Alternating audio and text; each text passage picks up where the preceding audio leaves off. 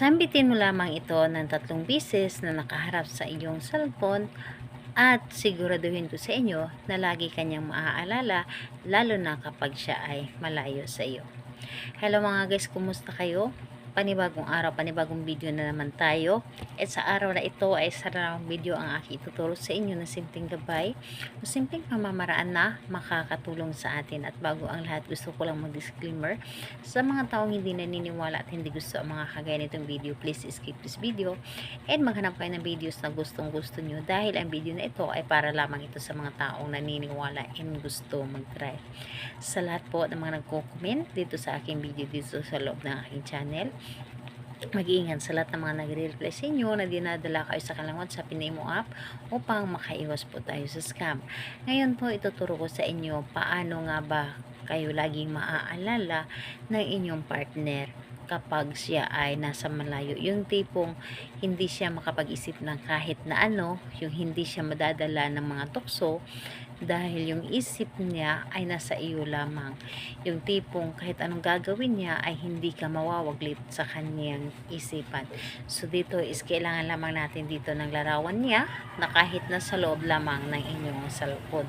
So ayun, kailangan na wala ka mga iniisip na mga problema kapag ginagawa mo ito, and yung tipong walang gumugulo sa inyong isipan. So ngayon, ang gagawin mo nito, napakadali lamang.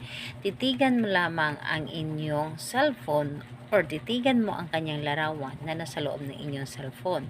So, kapag natitigan mo na ito, yung larawan yan sa iyong cellphone, yung huminga ka ng malalim. Humingata ka ng malalim. And pagkatapos nun, ay sambitin mo ng 3 beses ang kanyang pangalan. So, pangalan niya at apelyido, at isunod ang lagi mo ako maaalala kahit saan ka man naroroon. So 3 beses po yun. Pangalan, apelyido, lagi mo ako maaalala kahit saan ka man naroroon. So ayun, kailangan na nasa focus ka and nanggagaling talaga sa inyong puso yung mga sinasabi po ninyo.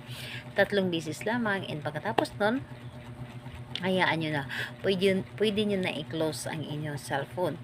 And asahan ninyo yung taong ginawan mo dito, kahit nasaan man siya, kahit gaano pa man siya kalayo, ay lagi kanya maaalala.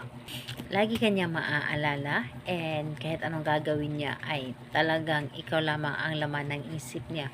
So, kahit anong araw at oras, pwede mo itong gagawin. Basta, ang importante ay walang makakadistract sa inyo, and dapat ay mag-isa ka lamang na gawin ito. So, ayun.